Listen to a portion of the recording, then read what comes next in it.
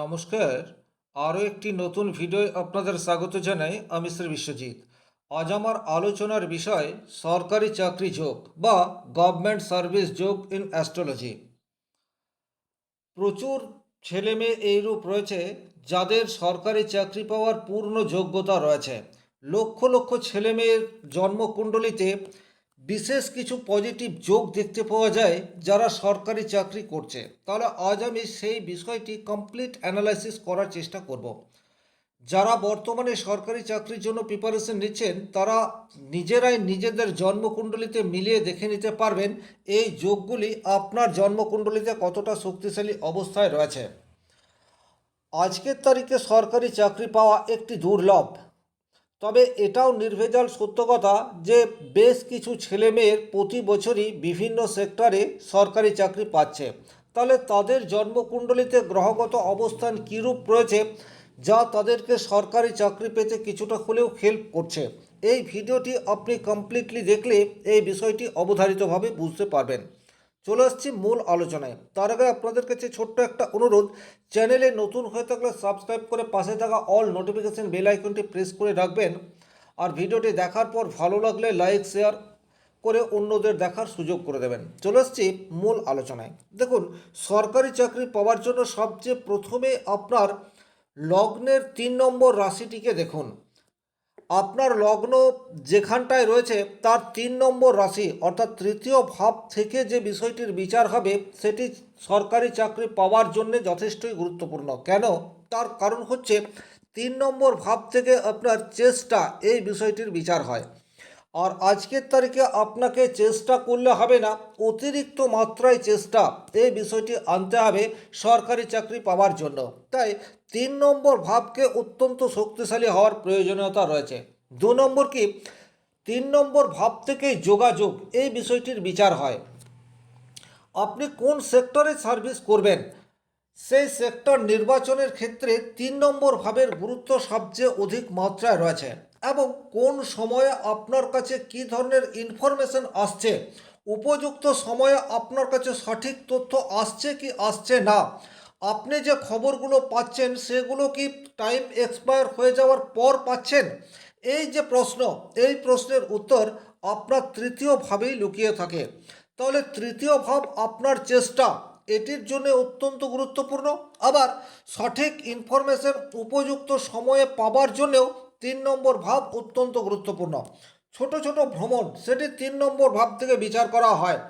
আর আপনি কোথায় ইন্টারভিউ দেবেন, সেটা আপনার বাড়ির সামনাসামনি নাকি আপনাকে ইন্টারভিউ দেওয়ার জন্য অনেকটা দূরে যেতে হবে, আদতে আপনি কি ইন্টারভিউ যদি চলেও আসে সেটা কি যেতে পারবেন, এই গুরুত্বপূর্ণ বিষয় সেটাও 3 নম্বর ভাব থেকে বিচার করা হয়।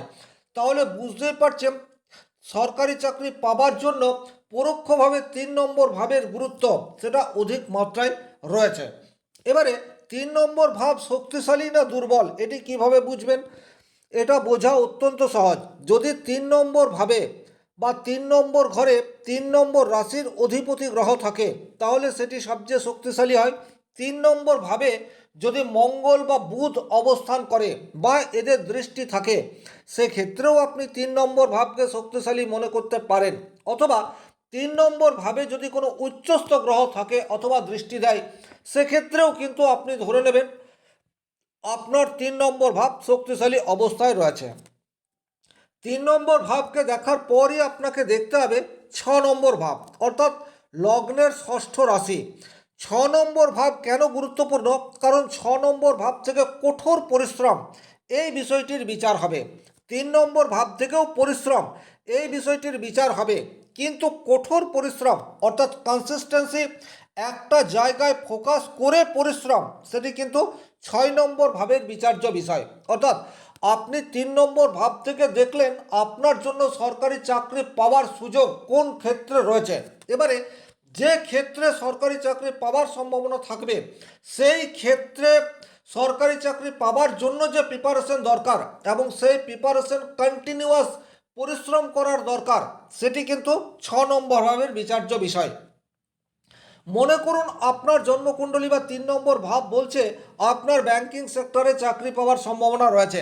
সেক্ষেত্রে ব্যাংকিং সেক্টরে সার্ভিস পাওয়ার জন্য যে প্রিপারেশন দরকার, যে পরিশ্রম দরকার, যে উপকরণ সামগ্রীর প্রয়োজন, সেই সমস্ত কিছু 6 নম্বর ভাব থেকে বিচার করতে হবে। তাহলে কন্টিনিউয়াস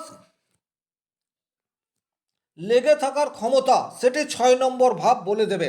তাছাড়া 6 নম্বর ভাব বলে দেবে আপনি কঠিন পরীক্ষায় উত্তীর্ণ হতে পারবেন কি না, বা কঠিন পরীক্ষায় উত্তীর্ণ হওয়ার মতো মানসিক এবং শারীরিক সক্ষমতা এটি আপনার রয়েছে কি না সেটি বলে দেবে 6 নম্বর ভাব।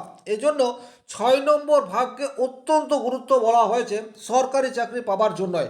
কারণ আপনারা প্রত্যেকেই জানেন সরকারি একটা পোস্টের জন্য লক্ষ লক্ষ ছেলে মেয়ে আজকে দৌড়াচ্ছে, এবং আপনি অবশ্যই যোগ্য, কিন্তু তার চেয়েও বেশি যোগ্যতা হয়তো অন্য কারো ছেলে মেয়ের মধ্যে রয়েছে। তাই আপনাকে কঠোর পরিশ্রম করতে হবে। আর এই যে কঠোর পরিশ্রম, এটি কিন্তু 6 নম্বর ভাব যদি দুর্বল থাকে তাহলে আপনি করতে পারবেন না।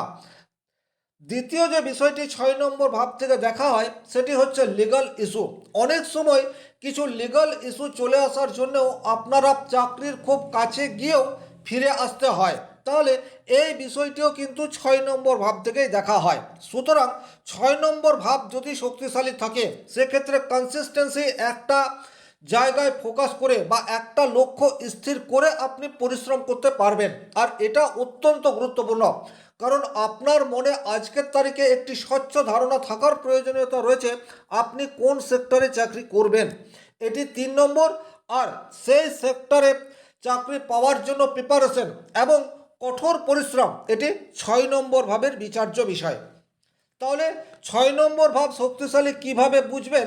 যদি 6 নম্বর রাশিতে কোনো পাপগ্রহ থাকে, সেটা শনি হতে পারে, মঙ্গল হতে পারে, অথবা 6 নম্বর ভাবের অধিপতি গ্রহ 6 নম্বরই অবস্থান করছে, বা কোনো উচ্চ গ্রহ 6 নম্বর ভাবে রয়েছে, সেক্ষেত্রে আপনি ধরে নিতে পারেন 6 নম্বর ভাবটি শক্তিশালী অবস্থায় আছে।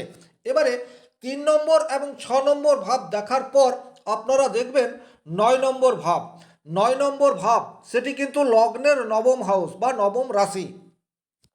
যদি আপনার মেষ লগ্ন হয় সেক্ষেত্রে ধনু রাশির ঘরটি হবে আপনার 9 নম্বর ভাব।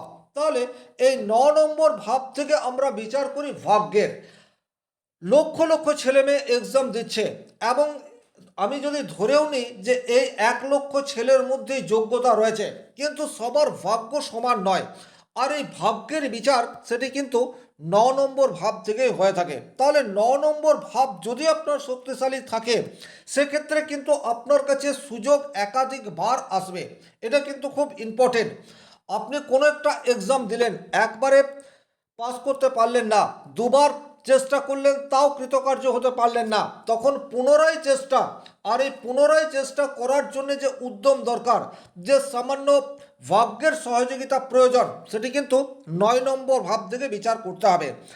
এছাড়াও 9 নম্বর ভাব মানে হচ্ছে উচ্চ শিক্ষা, উচ্চতর শিক্ষা, সেটাও আপনারা বলতে পারেন। তাহলে 9 নম্বর ভাবটি কিন্তু অত্যন্ত গুরুত্বপূর্ণ।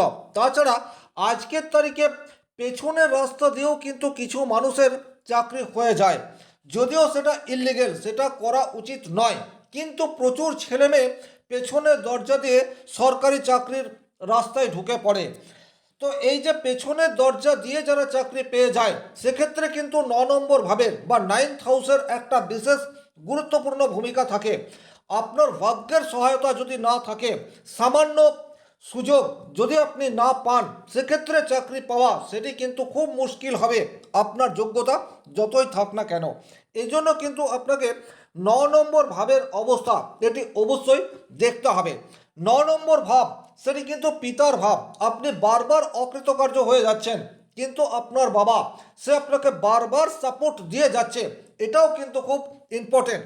একটা স্টেজের পর প্রচুর ছেলে মেয়ে ডিপ্রেশনে ভোগে, কিন্তু সেই সময়ে ফ্যামিলির সাপোর্ট এটি ভীষণ রকম প্রয়োজন হয়। আর আপনার 9 নম্বর ভাব যদি শক্তিশালী থাকে সেক্ষেত্রে কিন্তু ফ্যামিলির সাপোর্ট এটা পাওয়ার সাথে সাথে আপনার কিন্তু ব্যাকগ্রাউন্ড সেটাও অনেকটা শক্তিশালী হয়ে যাবে। সেকেন্ড হ্যান্ড আপনার জন্য তৈরি থাকতে পারে, যার হাত ধরে আপনার কাছে সরকারি চাকরি পাওয়ার একটি সম্ভাবনা উন্মুক্ত হতে পারে। তাই 9 নম্বর ভাব সেটিও কিন্তু অত্যন্ত গুরুত্বপূর্ণ। এরপর আপনারা যে ভাবটিকে দেখবেন সবচেয়ে ইম্পর্টেন্ট ভাব, সেটি হচ্ছে 10 নম্বর ভাব। কারণ 10 নম্বর ভাব থেকেই চাকরি এই বিষয়টির বিচার হয়ে থাকে। শুধু চাকরি নয়, যে কোনো ধরনের কর্ম তার বিচার কিন্তু 10th হাউস থেকেই হয়। সুতরাং দশম ভাবটিকে কিন্তু খুবই শক্তিশালী হতেই হবে। এখন দশম ভাব যে কোনো গ্রহ থাক, কিন্তু গ্রহ যদি থাকে সেক্ষেত্রে কিন্তু দশম ভাব বলবান হয়। আর দশম ভাব যদি বলবান হয় সেক্ষেত্রে কিন্তু কর্মক্ষেত্রে স্টেবিলিটি এই বিষয়টি আসতে পারে। সুতরাং 10th হাউস এটাকে কিন্তু আপনাকে খুব ভালোভাবে পর্যবেক্ষণ করতেই হবে। এবং সব শেষে আপনারা যে ভাবটিকে দেখবেন সেই ভাবটি হচ্ছে একাদশতম ভাব। কারণ একাদশ ভাব থেকেই আপনার সার্বিক সফলতা এই বিষয়টির বিচার হয়। আপনি জীবনে যা কিছু অর্জন করবেন সেই সমস্ত কিছু অর্জিত বিষয়ের বিচার সেটি কিন্তু 11th হাউস থেকেই হবে। 11th হাউস যদি শক্তিশালী অবস্থায় থাকে সেক্ষেত্রে কিন্তু আপনি যা অ্যাচিভ করতে চাইছেন সেটি অ্যাচিভ করা আপনার পক্ষে অনেকটাই সহজ হয়ে যেতে পারে। তাই 11th হাউসকেও আপনাকে খুব ভালোভাবে পর্যবেক্ষণ করতে হবে। তাহলে কানেকশন কী কী তৈরি হচ্ছে? 3 নম্বর ভাব, 3 নম্বর ভাব, 6 নম্বর ভাব, 9 নম্বর ভাব, 10 নম্বর ভাব এবং 11 নম্বর ভাব। এই ভাবগুলির মধ্যে যদি দুটো তিনটে ভাব বা হাউস আপনার শক্তিশালী অবস্থায় থাকে সেক্ষেত্রে কিন্তু সরকারি চাকরি পাওয়ার ক্ষেত্রে আপনি অনেকের চেয়ে এগিয়ে থাকবেন। এই ছিল এই ভিডিওটির মূল আলোচ্য বিষয়। যদি ভিডিওটি ভালো লাগে সেক্ষেত্রে লাইক করবেন, কোথাও কোনো প্রশ্ন বা সংশয় থাকলে কমেন্ট বক্সে লিখে জানাবেন, আর চ্যানেলে নতুন হয়ে থাকলে সাবস্ক্রাইব করে পাশে থাকা অল নোটিফিকেশন বেল আইকনটি প্রেস করে দিন। আজকের মতো বিদায় নিচ্ছি, ভালো থাকুন, সুস্থ থাকুন, ধন্যবাদ।